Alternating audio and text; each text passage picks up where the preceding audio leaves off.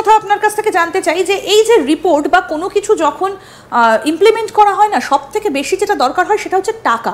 কারণ অর্থ ছাড়া কোনো প্ল্যানিংই কিন্তু শেষ পর্যন্ত কাজ করে না। তাহলে কি বাংলাদেশে আবার টাকা ঢুকলো? কার টাকা ঢুকেছে, কোথা থেকে?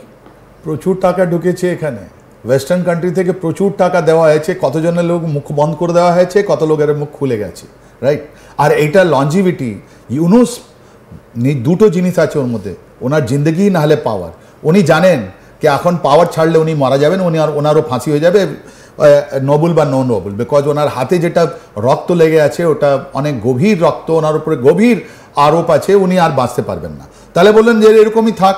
এত সুন্দরভাবে ম্যানুপুলেট করেছেন উনি, নিজের কওয়াচটা এরকম নিয়ে এসছেন, প্রোটেক্টিভ গিয়ার এরকম নিয়ে এসছেন কি আপনি ঠিকই বলছেন জল ওয়াকুর জামান এখন নিষ্ক্রিয়, উনি কিছু করতে পারছেন না। That is point one. দেখুন এই যে 14 মে থেকে 21 মে বা ওর পর আজ পর্যন্ত যদি আপনি দেখেন, ওর মধ্যে আপনি দেখবেন কি জল ওয়াকুর জামান শুধু কথাই বলে যাচ্ছেন।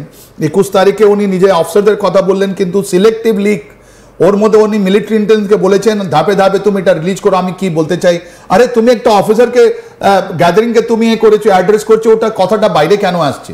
ওর মধ্যে ওই 4টে জিনিস, সিলেকশন অন টাইম, 1 তারিখে আমি নতুন গভর্নমেন্ট দেখতে চাই, আমি কনস্টিটিউশনে কোনো দেখতে চাই না, আমি কোনো দাঙ্গা ফাসাদ দেখতে চাই না, এসব জিনিস তুমি দেশকে, আমরা আরাকান এ নিয়ে কোনো কাজ নেই। কিন্তু তারপর আপনি দেখুন ওদের স্পোক্স পারসন দুবার কথা বললেন, না দুবারই এই কথা কি আমরা দেশকে তোমরা ভালোবাসি, আমরা ভালোবাসি, আর তোমরা আরাকান আরিতে আমরা কিছু নয়, আর এই বর্ডারে যে পুশব্যাক হচ্ছে আমরা অপোজ করছি। এর মধ্যে লুকোনো আছে জল ওয়াকুর জামানের এই দুর্বলতা। আজকে তারিখে 30 তারিখে ওনাদের national security adviser Khalilur Rahman, আপনি বলছিলেন আমেরিকান উনি পাসপোর্ট হোল্ডার, আজকে উনি কোথায় আছেন? আজকে উনি সিঙ্গাপুর চলে গেলেন। উনি ওয়াকুর জামানকে থামিয়ে বলেন না না না না না না না না, আপনি সিঙ্গাপুরে গিয়ে সাংগ্রিলা কনক্লেভে আপনি যাবেন না, সেমিনারে আমি যাব, আমি ন্যাশনাল সিকিউরিটি অ্যাডভাইজার। আজকে উনি দেখিয়ে দিলেন, আজকে দিনে দেখিয়ে দিলেন জেনারেল ওয়াকুর জামানকে উনি কোথায়। গত বছর ওই বাংলাদেশের চিফ অফ আর্মি স্টাফ, এনার আগে যিনি ছিলেন, উনি গিয়েছিলেন এই সাংগ্রিলাতে, ওই সিঙ্গাপুরে আপনার কথা বল সেমিনারে। এবার খলিলুর বললেন না না আপনি থাকুন, আমি আছি। এই যে জেনারেল ওয়াকুর জামানকে সব জায়গাটা দখল নিয়ে নিচ্ছে, সব জায়গায়। তাহলে কি আপনি বলছেন যে এই ওয়াকারুজ্জামানের অ্যাকাউন্টেও টাকা ঢুকেছে, সেই কারণে তাকে চুপ করিয়ে দেওয়া হলো এবং সেই কারণে শুক্রবারের পর তিনি আর মুভমেন্ট এগিয়ে নিয়ে গেলেন না? দেখুন 21 তারিখের পর আপনি যদি ঘটনাটা ভালো করে দেখেন, এটা আরাকান নিয়ে প্রবলেমটা সৃষ্টি হয়েছে, রাইট? আর আর্মি বারবার বলছে কি আমি আরাকানতে নেই। আর আপনাদের এই চ্যানেলে আপনি দেখিয়েছেন আমেরিকান যে পার্সোনাল গুলো আছে, সেন্ট মার্টিনে আছে, কক্সবাজারে আছে, এবং একই সঙ্গে এক্ষেত্রে টার্কির দিক থেকে, তুরস্ক থেকেও একটা জাহাজ ঢুকেছে প্রচুর অস্ত্র নিয়ে, সেটাও এবার সামনে এসেছে। তুরস্কও কিন্তু এর মধ্যে নাক গলিয়ে দিয়েছে। কারণ কি না, এই যে সমস্ত অস্ত্রগুলো বাংলাদেশকে করিডোর হিসেবে ব্যবহার করে পৌঁছে যাচ্ছে আরাকান আর্মির কাছে। Very nice. দেখুন আরাকান আর্মি এখন কথা বলবেন না, এখন আপনি 2000 আপনি তো দেখালেন, ওটা পোশাকও পাওয়া গেছে, কমব্যাট ড্রেস পাওয়া গেছে, এটা সবাই দেখেছে। ওটা কার জন্য, ওটা কার জন্য ছিল? এটা নতুন গ্রুপ হচ্ছে না কে করছে? আমেরিকান লোক যারা ওখানে ছিল ওরা কি আর্মিতে ছিলেন? না। আপনি দেখুন বাংলাদেশ ডিফেন্স, এই বিষয়টা নিয়ে স্যার কথা বলেছিলাম, আমি একটু আপনাকে জানাতে চাই। বাংলাদেশের একজন বিশিষ্ট আইনজীবীর সঙ্গে গতকালই এটা নিয়ে কথা হচ্ছিল। তিনি বললেন, নিঝুম মজুমদার, তিনি বললেন যে প্রথমে মনে করা হচ্ছিল এটা কুকি চিহ্নের যারা রয়েছে তাদের জন্য, কিন্তু তিনি বলছেন সংখ্যাটা খুব বেশি হলে 5000, 50,000 কেন ড্রেসের অর্ডার দেওয়া হবে?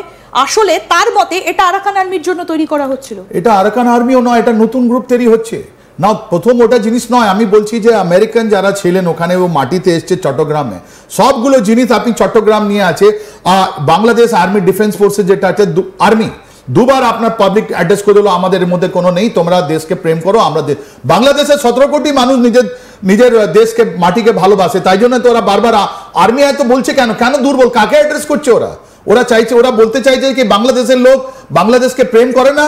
বা ওই উনি ইন্টারিম গভর্নমেন্টে যে 12 জন লোক যেটা ডুয়েল পাসপোর্ট, ওদেরকে বলছেন? নিশ্চয় ওদেরকে বলছেন, আরো অন্য লোককে বলছেন।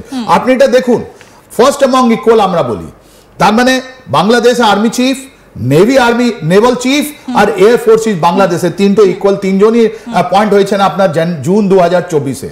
তাহলে কি এই জেনারেল ওয়াকুর জামান যখন অ্যাড্রেস করছেন, যখন কথা বলছেন, শুধু একদিন ছাড়া, পসিবলি ওটা 14 মে 2025-এ যখন ওরা প্রেসিডেন্টের কাছে গিয়ে বললেন কি আমাকে মারার চেষ্টা হচ্ছে বা ওনাকে মারার চেষ্টা করা হলো, ওর আগে পর্যন্ত বা ওর পেছনে পর্যন্ত এরা কোনোদিন সাথ ছিলেন না। তো জেনারেল ওয়াকুর নিজের জন্য কথা বলছেন না, উনি নেভি আর আর্মিও কথা বলছেন।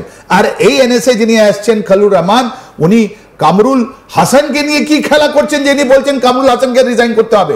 এই আরাকান আর্মি, এর মধ্যে জেনারেল ওয়াকার জামানের উইংটা যেটা আছে ক্লিপ করে দেওয়া হয়েছে।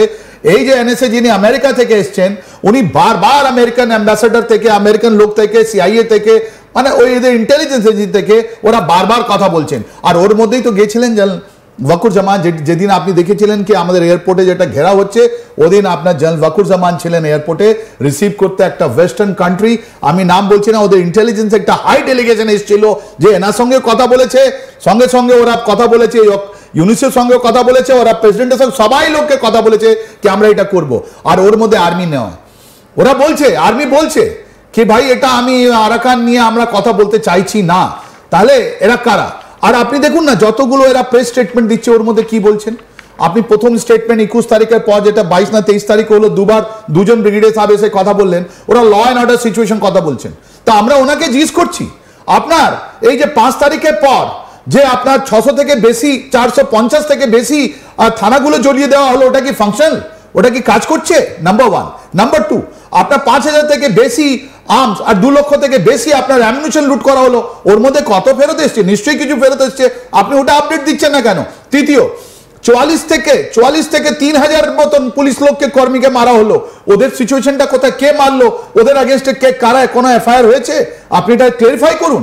আপনারা তো নিজে 22 তারিখে আপনার একটা লিস্ট দিয়েছেন, 600 মধ্যে 515 না 20 লোক, 520 লোক আপনার পুলিশ, আইজি, ডিআইজি আর কনস্টেবল গুলো আছে। আপনি নিজেই বলছেন কি পুলিশ এত প্রেসার ছিল ওদের, ওরা এসেছিল আমাদের ক্যান্টনমেন্টের প্রোটেকশনের জন্য। তাহলে এই পুলিশ নিয়ে আপনি ল অ্যান্ড অর্ডারের কথা বলছেন, আপনি বলছেন এই সপ্তাহে আমরা এত ধরেছি, এ করেছি।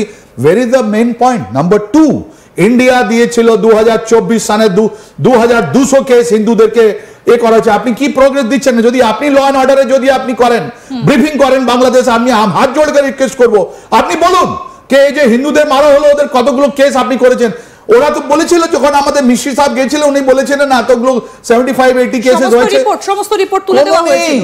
আপনি বলেছেন যে 5 জন জাজ, ওই মধ্যে 22 তারিখের রিপোর্টের মধ্যে কি 5 জন জাজ, যার মধ্যে সুপ্রিম কোর্টের জাজ ছিল, ওরা আমাদের কাছে ছিল।